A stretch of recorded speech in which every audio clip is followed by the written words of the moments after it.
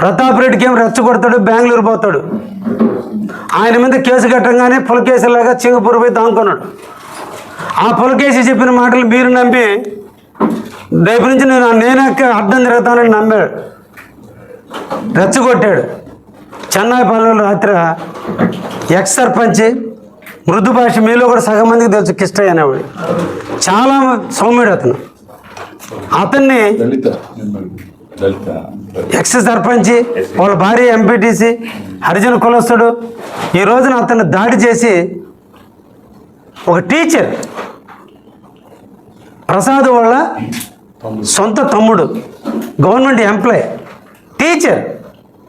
అంటే నిన్నటి రోజున ప్రతాప్ రెడ్డి ప్రెస్ మీట్లో రెచ్చగొట్టుడికి ఈరోజు ఒక మనిషిని మీద పోయి వాళ్ళు పోయి కొట్లాటలు చేశారు. ఎందుకంటే రాబోయేది పంచాయతీ ఎన్నికలు కాబట్టి భయభ్రాంతులు చేయాలి.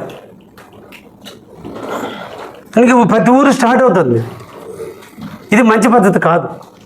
ఇది ప్రతాప్ రెడ్డి గారు రాజకీయాల్లో రాజకీయం చేయి, నువ్వు ప్రజలకు సేవ చేయి. పుట్టినరోజుకి 25 లక్షలు ఖర్చు పెట్టావు, రోజు ఖర్చు పెట్టు, మేము సంతోషిస్తాం. మమ్మల్ని కూడా పిలువు, నువ్వు మెడికల్ క్యాంపులు పెట్టు. నేను 4 మత్స్యకారులు సముద్రంలో పోయి 4 గల్లంతయ్యారు.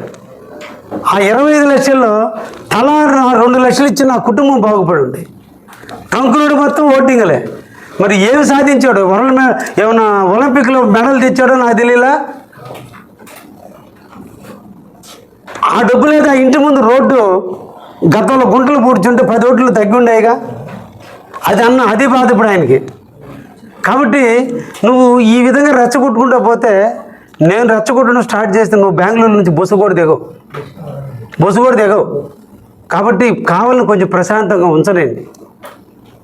ఇంకా ఆమెనే మేము సర్దుకోవడానికి నేను పర్వట పెట్టని, నేను మెట్ట ప్రాంతం నుంచి వచ్చినండి, నీలాగా సర్దుకోను. కొంచెం తగ్గి ప్రవర్తించు ప్రతాప్ రెడ్డి. ఒక రకంగా పోదాం, కావాలని కూల్గా ఉందాం. ఇక్కడ పాపం మా వైశ్యాసు వాళ్ళ భయస్తులు, వాళ్ళ వ్యాపారం తప్ప వాళ్ళకి ఏం తెలియదు. వాళ్ళని అలవాటు చేసుకుని మా వాళ్ళంతా కూడా అదే సంస్కృతి ఇక్కడ.